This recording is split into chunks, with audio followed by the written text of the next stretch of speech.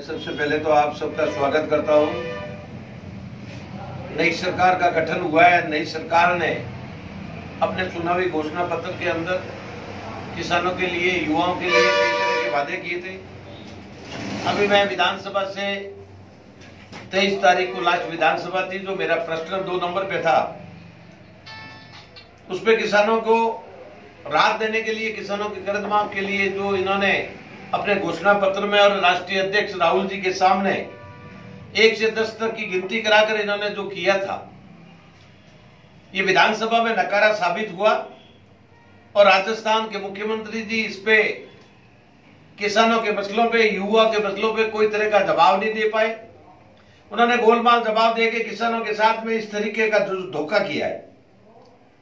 जैसे भारतीय जनता पार्टी ने राष्ट्रीय कार्यक्रम के तहत उन्होंने 28 जनवरी को उपखंड स्तर पर धरना व प्रदर्शन कर रखा है और 8 फरवरी को किसानों के लिए और युवाओं के लिए समस्त जो घोषणा पत्र में वादे किए उनके क्रियान्वित नहीं होने की वजह से जिला हेडक्वार्टर पर भारतीय जनता पार्टी के और किसान और युवा एक गिरफ्तारी देंगे।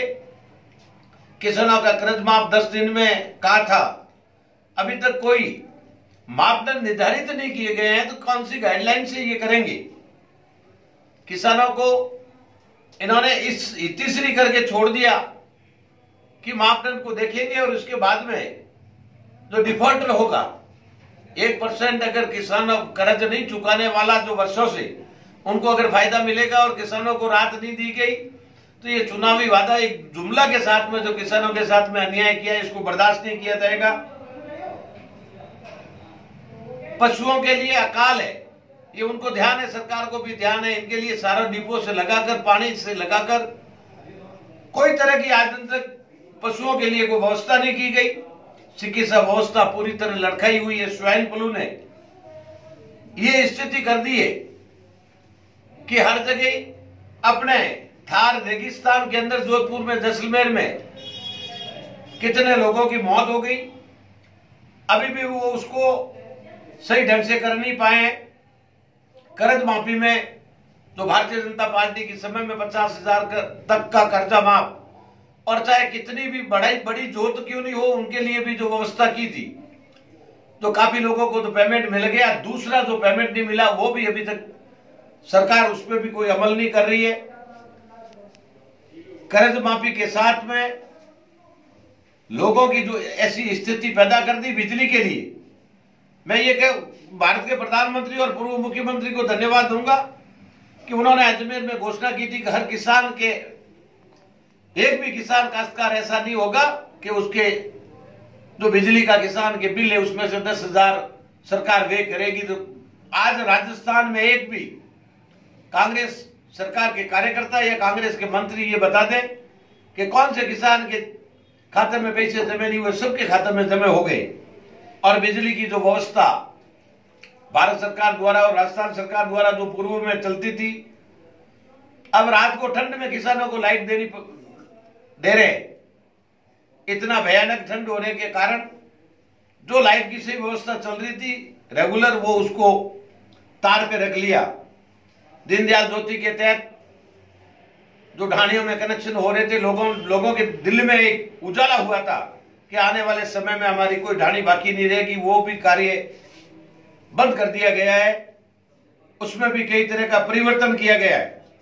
माननीय राज्यपाल महोदय द्वारा सरकार की योजनाएं होती है, पर इसके कुछ नहीं, जिसके वादे झूठे वोट बंटोरने के लिए ये जो योजना के तहत राज्यपाल से जो पढ़वाया गया है, उनका हमने विधानसभा में भी घोर विरोध किया है, यहां भी विरोध कर रहा हूं।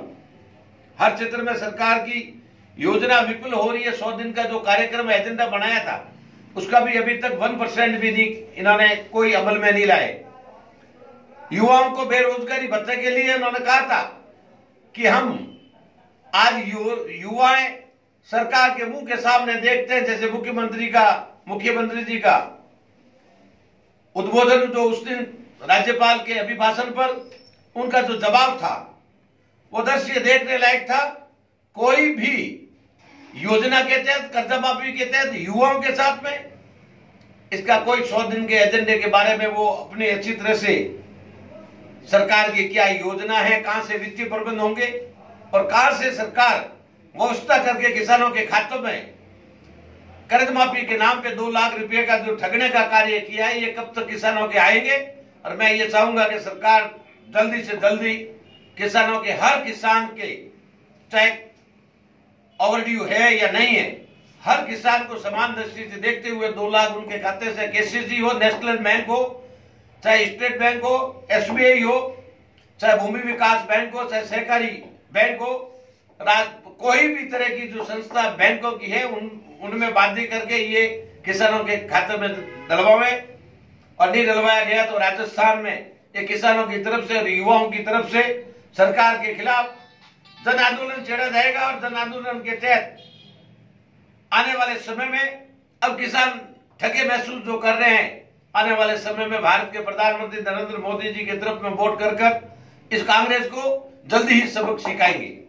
सर, जैसे कि कल्याणपुर और सिवाना सड़क मार्ग पे, इसको लेकर भी कोई आपके प्रयासरत?